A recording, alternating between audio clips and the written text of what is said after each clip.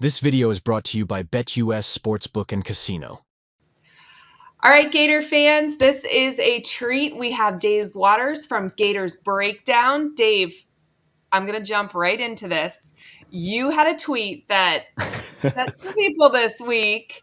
Let's talk a little bit about the offensive line. You said you were, quote, much more concerned about the O-line. Yep. First of all, but before we dive into this, the reaction to that tweet was hilarious to me. People were so mad at you. Yeah. Did not expect that for one thing. I thought a pretty innocent tweet at the time. It did not turn out that way. Completely, people forgot, completely the wide receiver talking that, where I said I felt pretty good about that. But yeah, it's maybe the timing could have been better. I wasn't thinking about that. I know it come on the heels of the scrimmage. Look, that word about the offensive line was not just from the scrimmage. It was from coming out of spring, going through conversations from spring to fall camp, and just kind of continued once fall camp started. And then, look, don't get me wrong, the scrimmage was part of it, but and that's probably why it came out at that time. But that was not the first time I heard. And and I can clear it up a little bit. I did clear it up on Gators Breakdown and in some subsequent tweets there. But it's mainly the right side of the offensive line, not offensive line in general. But there is some concerns there on the right side with Damian George, Brendan Crenshaw, Dixon, and mainly pass blocking, like run blocking. I still think that they're probably pretty fine and probably pretty content with what they have there. But going back to last year, some of the issues we saw in the offensive line, and from everything I can gather and everything I've been told, through practices and the scrimmage so far, is some pass blocking needs some help there on the right side. So it's just we need 2 more weeks to the first game of Miami, and we'll roll with Brendan Crenshaw, Dixon, and Damian George, or is it a true competition with the likes of Cam Waits, Roderick Kearney, Caden Jones, those 3 guys maybe backing up there on the right tackle and right guard spot. So concern doesn't mean it's an ultimatum. A concern doesn't mean it has to be the final say. Look, not every team is perfect. The teams are going to have warts. So it's just this may have to be one that Florida has to overcome. So, we've talked at length, and I'm sure you have on your channel, I have on mine, that, the offensive line wasn't good last year. It was an area that we really needed to improve. And I know that you have concerns, you have your reservations, but do you think the line as a whole will have taken a step forward this season?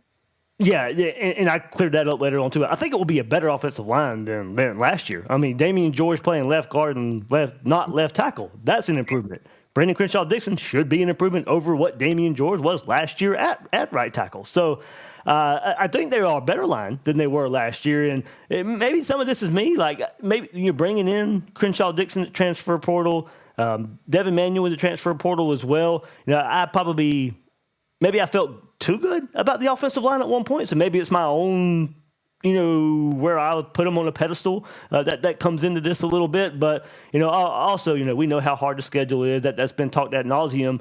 And look, this offense needs to take a step as well. Were they good? Were they the better side of the ball last year? Absolutely. But they can take another step, and I think to take that next step, the offensive line is going to have to take a step as well. I think one of the issues last year was not just whether or not the unit was talented enough to compete in the SEC. It was honestly more about depth than anything else. And I think, some of the stuff coming out of the summer last year was really, really, really positive. And then we saw some injuries, and I think we kind of saw that we just didn't have enough bodies. You mentioned the transfer portal. Did we do enough to make you a little bit more comfortable with the depth there? Michael Vick at BetUS.com. Catch an incredible 125% sign-up bonus on your first 3 deposits, plus 10% gambler's insurance. BetUS, my online sportsbook and casino. They got more numbers at tackle. I'll give them that. It looks like Barber is probably still going to be that left tackle, so, starting there over Devin Manuel, who got all the snaps in spring because Barber was out. But Barber's going to step right in. But I think there's some depth there at left tackle because you brought Devin Manuel in. I actually think it's a good thing that Austin Barber comes in and still kind of solidified as the starter. On the interior there, I hope Roderick Kearney, in his second year as a guy that can either, whether it's left guard, whether it's right guard, can get some snaps this year there for the Gators. I like Najee Harris at left guard, so I think it would probably be on that right side if he does. Jake Slaughter was a wonderful, wonderful revelation last year with Kingsley being hurt, most of the season, and Jake Slaughter just slides right in, was probably be better in a whole lot of ways. Who backed him up? I think Kearney's in that mix too. I'm not sure Zandamela as a true freshman is ready yet. And then tackle, if Cam Waits can stay healthy. I think that's the biggest question right there. Probably maybe the biggest question for the whole entire offensive line is if he can stay healthy. Because if he can, I do think his experience in the system, his size, I certainly can be a plus for this offensive line. So I think his health is key for this depth there. And then Caden Jones is kind of the name that popped up right before fall camp, who might be pushing at right tackle as well. So I think there is more depth, but a lot of it's still so young, so inexperienced at a position. You just don't want to really have to turn the page to inexperience. But hey, maybe the inexperienced guys are going to end up being better than some of the guys that through the transfer portal or some of the experienced guys that played last year, like someone like Damian George. Okay, so we just talked about a lot of guys right there. Give me your best guess at the starting five. Left to right, Barber, Harris, Slaughter. I'm going to go George still gets to start at right guard. I still go back and forth on this one. Just because I still think they are working through it. I say for the first game, I think it's going to go with what we think it's, what it has been. I still think George, right guard, right tackle would be Crenshaw Dixon. And then maybe it's a battle week in and week out for who gets those reps. Like I said, it's still a lot of young guys. So maybe as the weeks go on, those guys get some more game experience, and it'd be time to turn the page at some point during the season. So I do think versus Miami, it'd be the five that we probably thought coming into fall camp would be. Okay, so who is someone not in that five that you think that we are going to see emerge as the season goes on?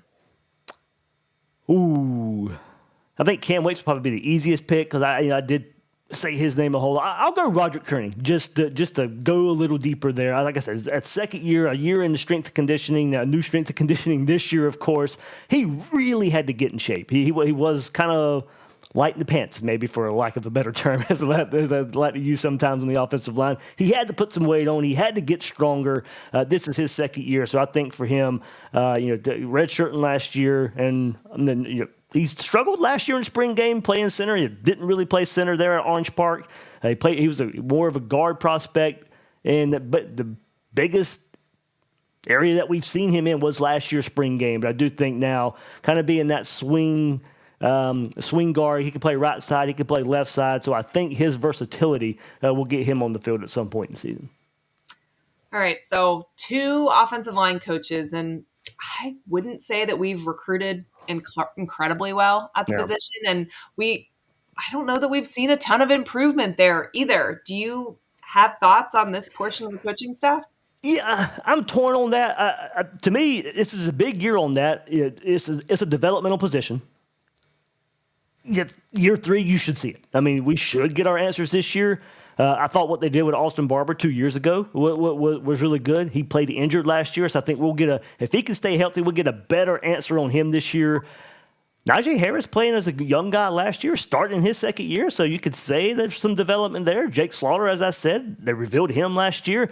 Now, like I said, the right side is the questions there. It's kind of split. You can see where they've done some good things with some guys that you maybe didn't expect, like a Slaughter last year playing better. But this year really is the ultimate year. It takes time. I understand that. Strength and conditioning, a developmental group. So I think this year is going to tell us a whole lot more far as, as you said, the recruiting hasn't been at a level we want to see it along the offensive line. So that means you're bringing in a whole lot of developmental pieces. This is going to have to be the year that pays off.